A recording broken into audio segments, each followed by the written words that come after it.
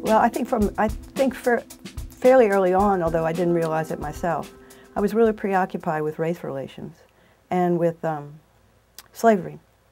And I didn't consciously pursue that as subject matter, but I was very interested in inequality and injustice, which is built into that system, and power relationships.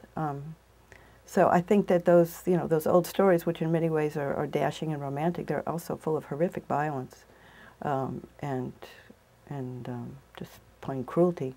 I think that had a big influence on my writing, which is sometimes pretty gothic, I guess. Although I never can see it as much as other people seem to. It's certainly writing that's preoccupied with relationships of power. Well, some years ago, many years ago, I wrote a book called The Great Divorce, and it has 3 stories in it. And one of the stories is a story about a woman who murders her husband. And it takes place in antebellum times on a plantation, and she turns into a leopard, very, very mysterious and magical and horrific. And in that story, I wrote a little bit about one of her slaves and some things that happened to the slaves, and I described the plantation life a bit. I guess maybe 20 years later, in reading about slavery, I thought, perhaps I romanticized that a bit. Now, one of my great missions as a writer has been to de-romanticize the world, because I think that Americans still receive a romantic education and that it ill-fits them for life. So when in looking back over my own writing, thought I had romanticized something as important as this, as important as slavery, I was very upset. So I set about to repair that and de-romanticize it, and that was really how Property came about.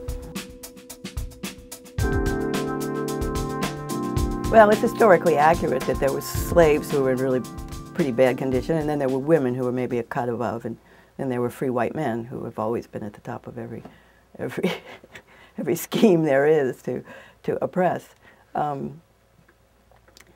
But I was not trying to suggest, as has been suggested in reviews and commentary, that this rather brutal woman, Manon Godet, is in just as bad condition as her slave, because she isn't. In fact, she can get a divorce. She can own property. Her slave is her property and can own nothing. So I think there's certainly a big difference between those 2 characters, but I've had many people talk about how they felt sympathetic for Manon because she was herself property. Well, to some extent that's true, and I'm glad to hear that they're able to feel that. It's very hard to get Americans to feel sympathy for each other, really, in fiction. But I was not consciously trying to suggest that she was in as bad a strait as the slave who she chases clear across the country in order to get her back again. She's very jealous of the slave because the slave has children by her husband and she has no children. Basically, in setting up a novel like that, where we have these degrees of power and everybody owns something, and some people own people, more or less, I really just want it to be so complicated that you pull your hair and think, where's the end of property? And so that's why I think there is this parallel between degrees of ownership: the woman who owns the slave who owns nothing, the husband who owns the wife, and so forth.